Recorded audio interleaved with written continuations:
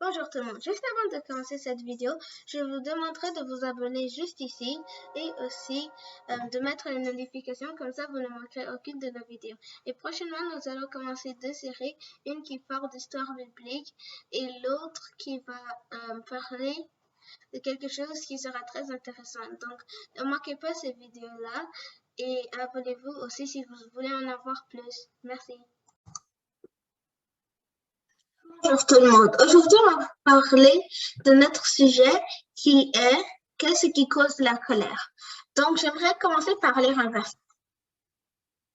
Donc, notre verset se trouve en Éphésiens 4, versets 26 et 27. Et ça dit, si vous vous mettez en colère, ne péchez point, que le soleil ne se couche pas sur votre colère et ne donnez pas accès au diable.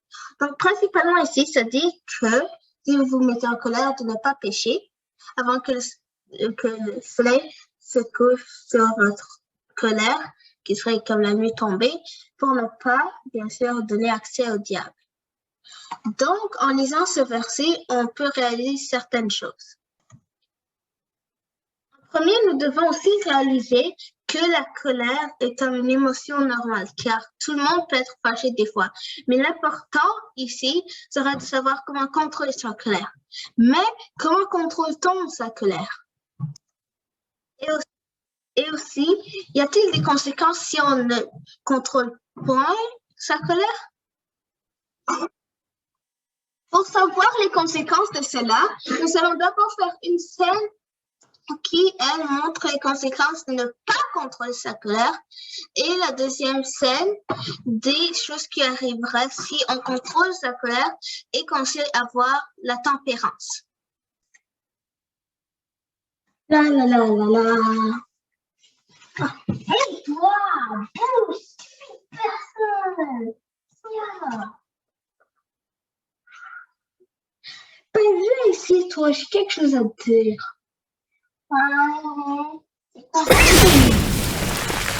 Sur le bon chemin. Mais tu l'as encore, tu l'auras. Ben toi, tu veux avoir ta bagarre, hein? Maintenant, faisons une situation où tu as de la tempérance et que tu contrôles ta colère. Hey, stupide personne, qu'est-ce que tu fais? Moi, je vais te montrer pourquoi je me chante.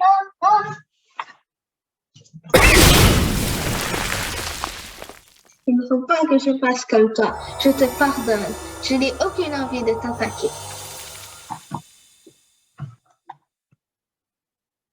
Entre ces deux exemples-là, nous pouvons voir que dans le premier, où on n'a pas du tout contrôlé et qu'on n'avait pas de tempérance et qu'on s'est tout de suite mis à réagir, là, ça va finir s'entraîner dans des bagarres et des batailles et tout ça.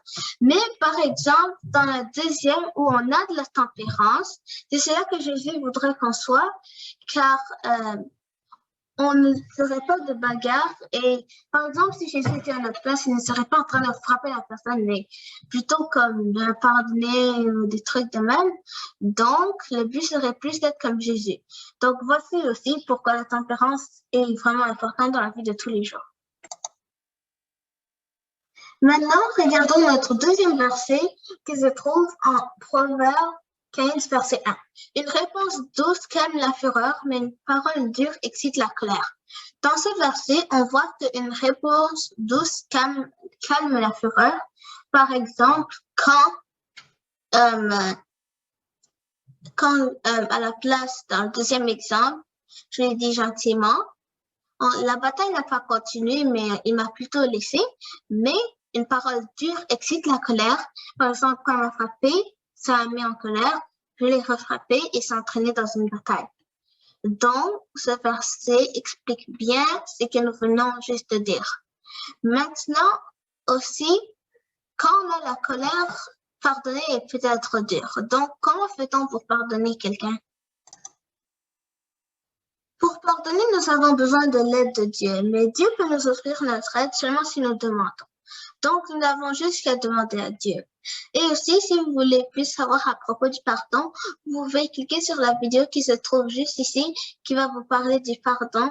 Et aussi, abonnez-vous si vous voulez qu'on continue d'autres vidéos qui vont vous expliquer un peu plus à propos de cela. Aussi, bientôt, nous aurons 2 séries qui vont sortir. Donc, soyez prêts. Au revoir.